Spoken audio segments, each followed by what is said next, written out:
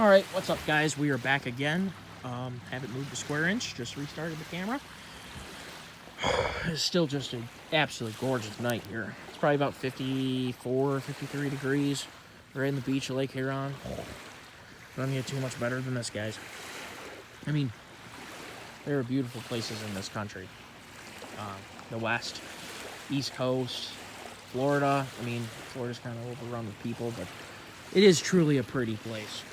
The mountains and Virginia, West Virginia.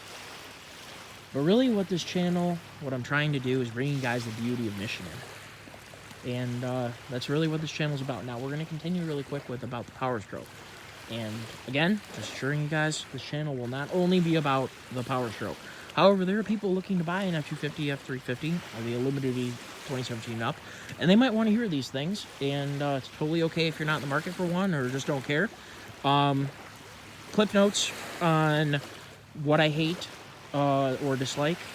Not too much, not a big deal, pretty standard for any new truck.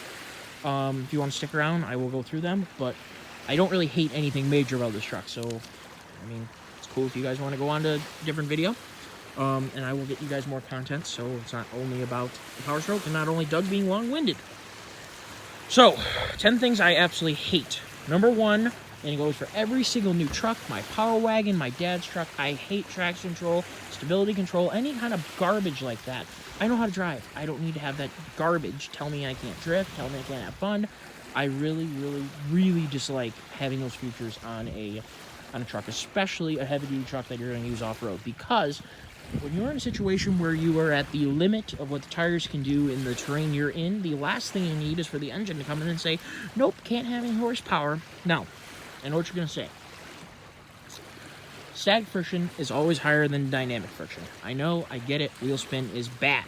However, when you have mud tires or you have tires that dig, wheel spin lets you dig down to harder surface instead of the sloppy top. So if you're not allowed to spin your tires, or better yet, clean your tires, you will not be able to get through the same amount as somebody who can zip the crap out of their tires, fling all the mud off, dig down, grab traction, and go.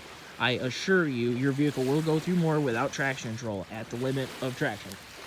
So, that's number one of things I truly, truly hate. That is number one for any new vehicle. I don't believe any new vehicle needs to have any of that garbage. So, that is Power Wagon's the same deal. My dad's truck's the same deal. My dad's Denali. Oh my God, I got that stuck. A buddy of mine buried his truck in my buddy's yard. I drove into his grass yard with my dad's HD Denali. So I was driving that weekend. He wanted to borrow my Excursion. And I buried it right next to his house in like a half-inch of mud and grass. It wouldn't even dig any deeper. The traction control was literally cutting all the power. I literally was stuck there. It took my buddy's regular cab short box, half-ton, like 06 Chevy, to just literally tension the line, and the truck popped right out. It was really frustrating. So, onward. Traction control. Terrible. So, when I unplug my iPhone, radio switches to AM. It's usually, well, it's whatever channel is on last on AM. And it blares. For whatever reason, the AM on this truck is really loud. So if you have it set, say level 6 or 7 or 8, basically what I usually listen to music at. You unplug your iPhone at a totally reasonable level, and then the AM blares, usually static, really, really loud. It is extremely annoying. I wish it would just stay on USB and just not have any noise come through. That would be great. Ford engineers or interior people, if you're listening to this, you have got to get that fixed. That is a huge pain. You see the duck? Where's the duck? Quack, quack, quack. Anyway. So, huge annoyance. That is definitely something I hate. But I'm sure it's the same on all the Ford with this air sync.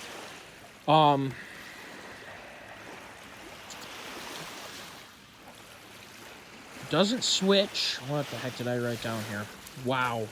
I was jotting things down at dinner time, and number 3, I'm going to have to come back to that when I figure out what the heck I wrote. Okay, number 4, this is kind of a big one. It's a little bit farther down because it doesn't happen all the time. Like I said in the last video, really the things that I liked or the things I used all the time. Well, the things I don't like are the things I encounter all the time that just irritate the crap out of me. So this one is, so when you're going over, what does it all the time is cracks in the pavement. If you're going around a corner or like an entrance ramp onto a freeway, especially if that freeway's downhill, so you're kind of ramping down as well as turning, and you go over a bump that upsets the front suspension, oh my God. The front axle literally shudders and gets air off the ground, and the truck just kind of understeers across the road. Now, I was really irritated about this until I hooked up the trailer, put a little bit of weight in it, went for a drive. All those strangenesses were gone. Now, they have this truck, I think, dampened for having weight in it. And if I'm not mistaken, when I ordered my cab lights, I think I got the snowplow prep package. We will do a video going down the list of things I ordered and why I ordered them, what my theory was with all that, okay? I think with the snowplow prep, or whatever Ford calls it, I think the damping is a little bit stiffer. So when the axle comes up, it doesn't get shoved back down. And it just takes longer for that axle to come back in contact with the ground. And it really just gets almost like axle hop, but in the front. And it's really disconcerting when you're... So I honestly take ramps slow. All you people that have, gotten irritated behind me doing like 45 on like a 45-mile-an-hour ramp when you usually do 55, 60. Yep, that's me. Making up for the fact that this truck is not dampened in a way that I like. Now this, I know someone's going to say it. You should have gotten an IFS truck. Okay. I have the Excursion, solid axle. Cummins, solid axle. Powerstroke was a solid, Power Wagon was a solid axle. My dad's truck, solid axle. None of them had snowplow prep. In the Excursion, now that it's on the Icon 5-inch all-spring lift, long travel leaves, it is incredible how well that truck handles. I have the 2.5-inch remote reservoirs on the front, 2-inch in the back, and that truck is an animal. It handles absolutely amazing. Even way up in the air like it is, it corners better than it did stock. Okay? I don't want to hear a single thing about, oh, solid axle trucks suck, blah, blah, blah, blah, blah, blah, blah. No, it's just dampened wrong. You have the right spring rate, you have the right dampening on your truck, and there are people who are experts at that. I am not. I would love to find a way to be a suspension expert, as in have enough time tuning shocks to really say I know a damn about them. I don't. So, I'm not going to sit here and tell you exactly what the problem is, but I don't like it. It's really disconcerting over bumps, especially in corners.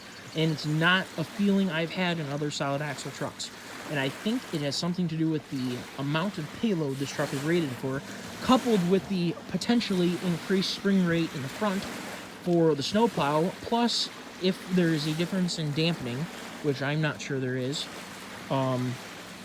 If any of you also have 2017 Up Super Duties, let me know in the comments if your truck kind of dances across bumps and potentially understeers if there's a corner involved in such situations. I'm curious. So, continuing with things I hate. I put this at number 5 because it's not consequential to the truck. It is consequential to my confidence in the truck, and it's truly an annoyance. On the Power Wagon, it had a nice cluster, or a nice digital readout of water temp, oil pressure, oil temp, transmission temp.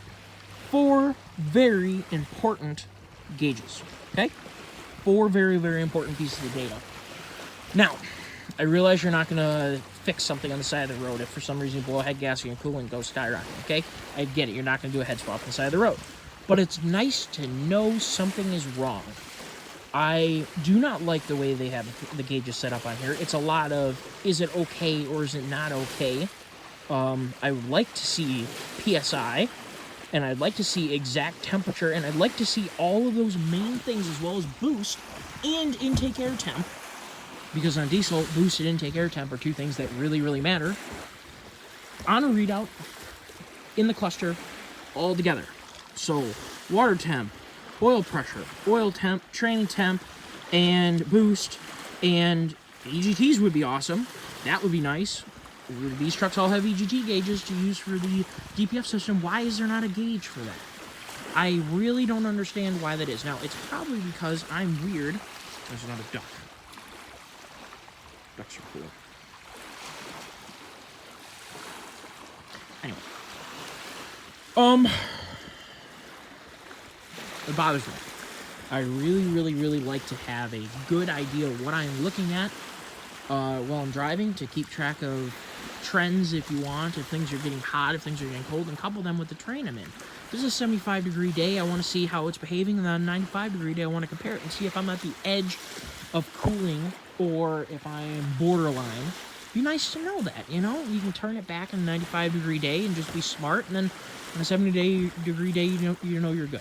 It's kind of my theory here.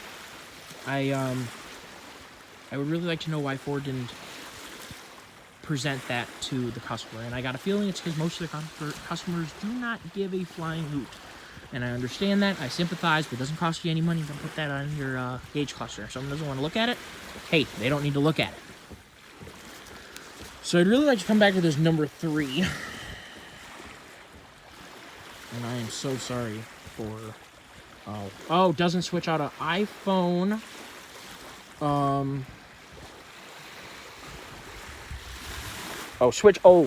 know exactly what it is. Apologize for terrible handwriting. When I plug in my iPhone, I have to go into sources and select iPhone. Now, I don't know about you guys, but man, this is 2019. All our music is on our cell phones. All the music we really like, we have on our cell phones. Either we're streaming it, or we're watching a YouTube video of the music, or we have it on iTunes, okay?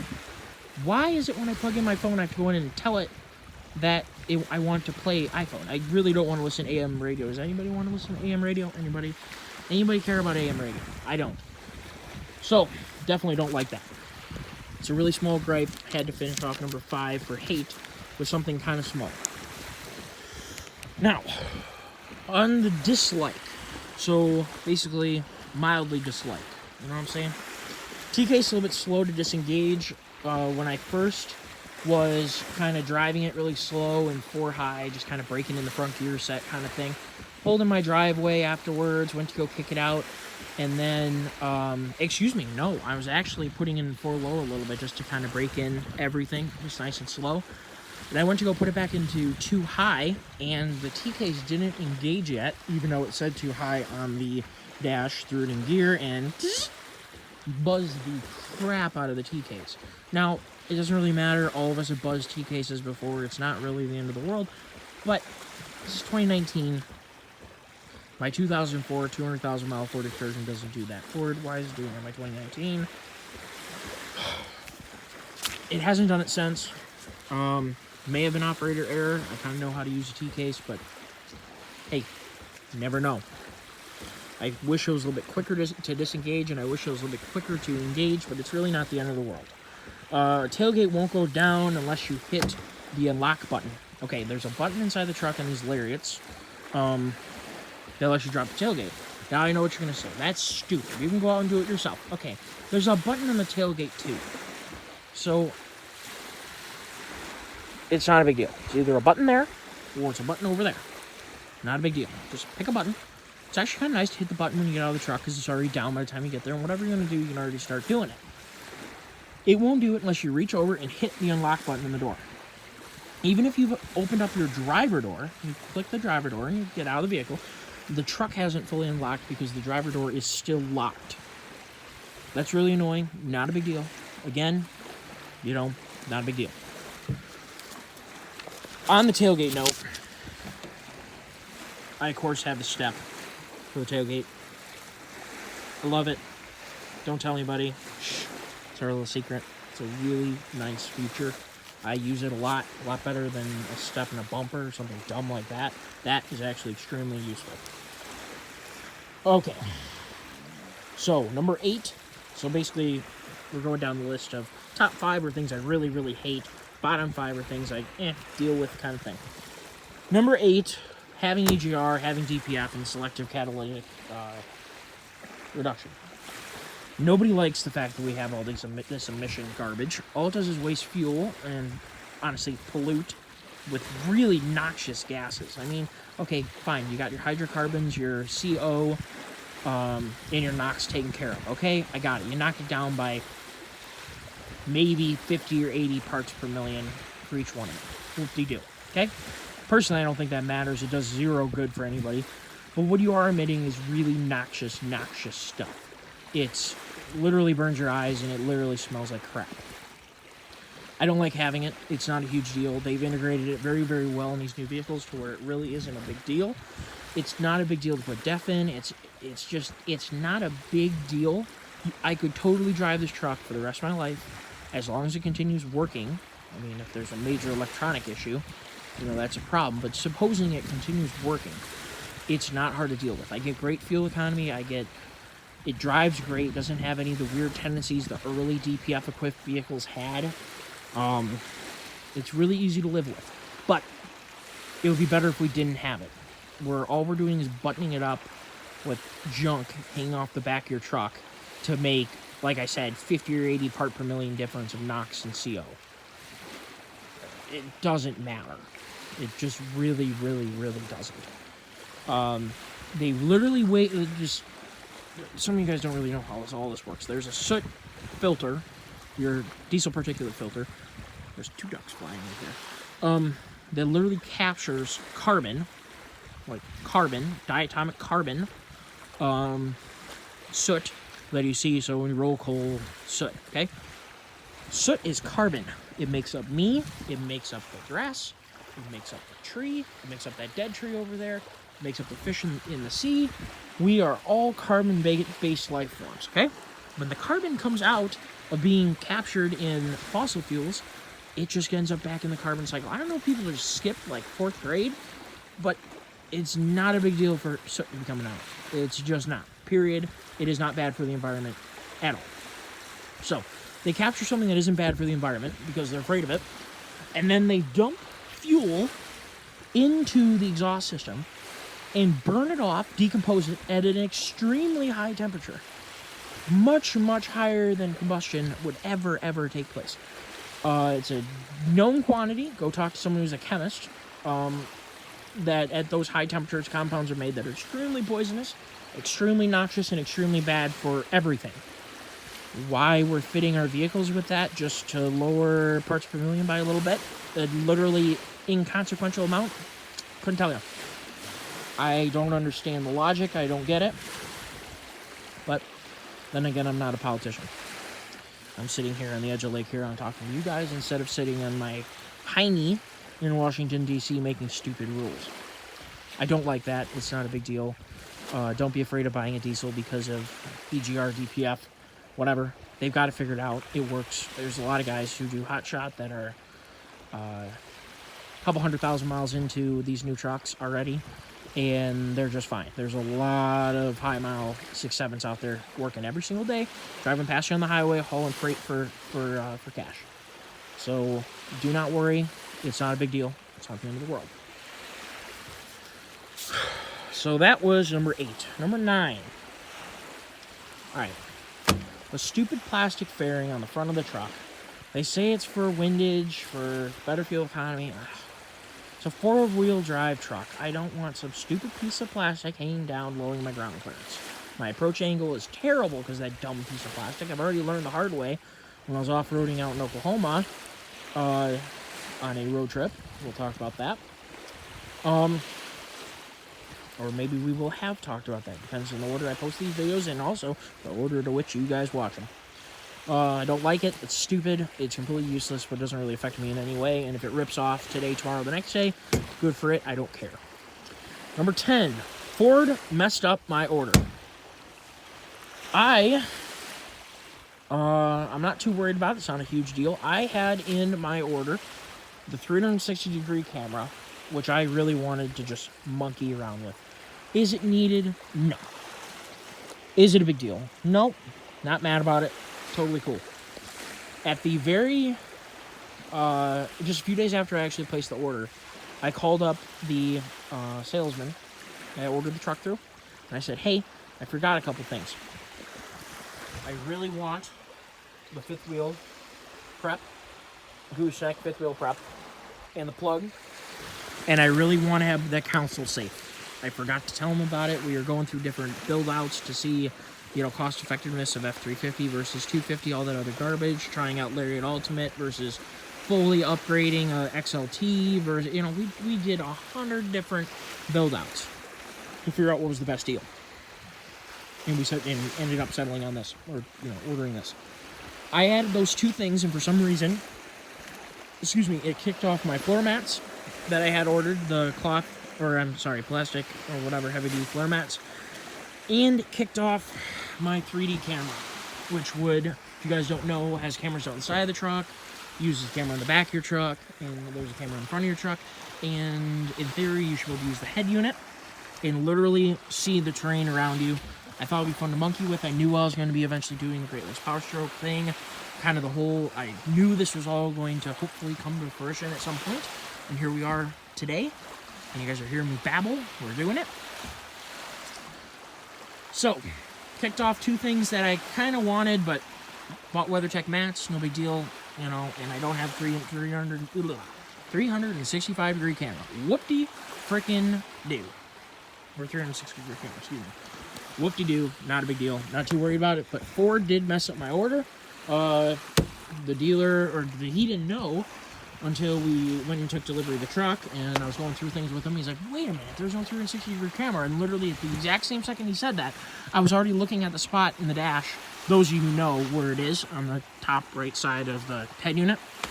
It wasn't there, and I was literally staring at it, and he must have seen my eyes. He's like, there's no 360 degree button. I'm like, nope. Well, so be it. Not the end of the world. I'm not too worried about it. Oh, one more little gripe that didn't make it on top 10 list, but I'm going to say it anyway. AC seats.